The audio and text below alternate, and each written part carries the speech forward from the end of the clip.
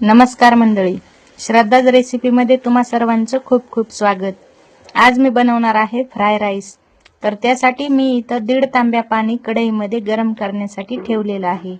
पाण्याला चांगली उकळी येऊन द्यायची आहे। त्यानंतर मी इथं घेतलेले आहेत इंद्रायणी तांदूळ 1/2 किलो।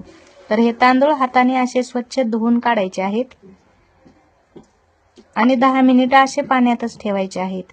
त्यानंतर यातलं पाणी काढून तांदूळ शिजण्यासाठी ठेवणार आहे मी। तर आता कढईमध्ये तांदूळ टाकलेले आहेत। चांगलं 10 ते 15 मिनिटे अर्धवट तांदूळ शिजवून आता मी चाळणीमध्ये काढून घेणार आहे। तर इथं पहा तुम्ही, भात मी काढून घेतलेला आहे। तर आता मी घेतलेला आहे कोबी, शिमला मिरची, कोथिंबीर, कढीपत्ता, गाजर, तोंडली आणि हे सर्व बारीक कापून घेतलेलं आहे। तर आता कढईमध्ये टाकलेलं आहे तेल गरम झाल्यावर टाकलेले आहेत जिरे चांगले तडतडले की त्यामध्ये आता मी कट केलेली शिमला मिरची टाकणार आहे। त्यानंतर टाकणार आहे कोबी। हे सर्व एकदम बारीक कापून घ्यायचे आहे। तर आता मी टाकलेला आहे गाजर आणि त्यानंतर तोंडलं, एकच तोंडलं मी यासाठी वापरलेलं आहे आणि हे सर्व आता व्यवस्थित हलवून घ्यायचं आहे। त्यानंतर थोडीशी हिरवी मिरची मी बारीक कुटली होती, तर ती यामध्ये टाकून घ्यायची आहे थोडं तिखटपणा येण्यासाठी।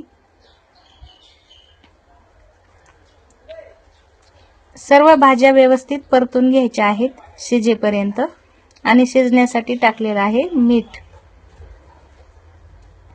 व्हिडिओ आवडला तर व्हिडिओला लाईक करा, शेअर करा आणि चॅनलला सबस्क्राइब नसेल केलं तर नक्की सबस्क्राइब करा। कोथिंबीर आणि कढीपत्ता टाकलेला आहे। त्यानंतर टाकलेला आहे हा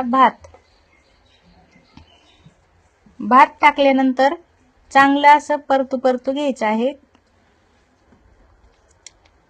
आणि थोडंसं मीठ टाकायचं आहे। जर पहिल्यांदा कमी टाकलं असेल तर मी सुरुवातीला चमचाभर मीठ टाकलं होतं, त्यामुळे मी आता मीठ टाकणार नाही।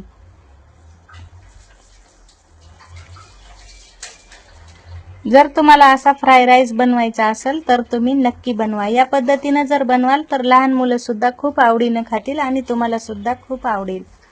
तर इथं आता आपला फ्राय राईस तयार झालेला आहे। तर मी तो ताटामध्ये वाढायला घेणार आहे। हा भात तुम्ही बटाट्याच्या भाजीसोबत किंवा कोणत्याही भाजीसोबत खाऊ शकता। तर मी इथं बनवलेली आहे कढी आणि तोंडी लावायला घेतलेले आहेत गवारीच्या शेंगा। तुम्ही सुद्धा असा भात, कढी आणि गवारीच्या शेंगा नक्की ट्राय करा। परत भेटू पुढच्या व्हिडिओमध्ये, तोपर्यंत बाय बाय।